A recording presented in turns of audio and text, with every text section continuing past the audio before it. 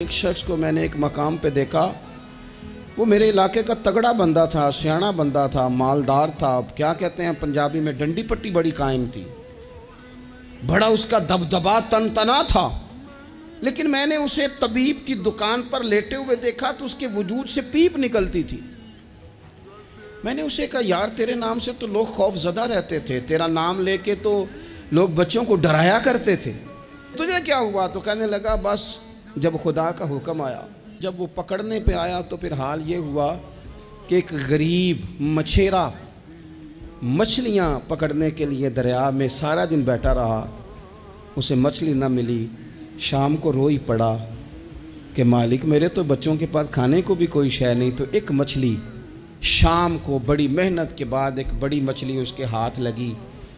ان دنوں نہ مچھلیاں ملتی تھی نہ گوشت ملتا تھا، وہ بیچارہ ایک مچھلی لے کے جا رہا تھا اپنے گھر کی جانب، تو سامنے اسے میں آ گیا۔ جو طریقہ ہوتا ہے، کدھر لے کے جا رہے ہو؟ کہاں سے لی ہے؟ تو کہتے اس نے کہا صاحب مجھے پتہ ہے آپ مجھ سے چھین لیں گے، لیکن میرے بچے صبح سے بھوکے ہیں، یہی میرا روزگار ہے، آج مجھے کچھ نہیں میسر آیا،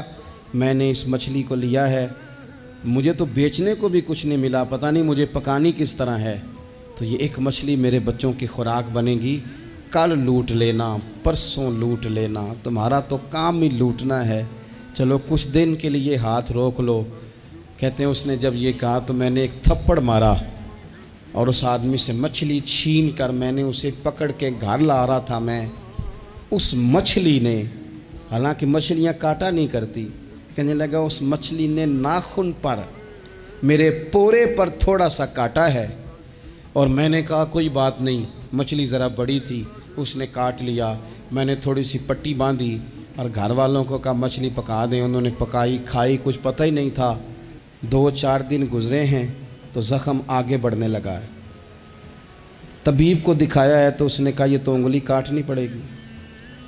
کہتا ہے وہ انگلی کٹوائی، 1 ہفتہ نہیں گزرا تھا کہ زخم آگے بڑھا،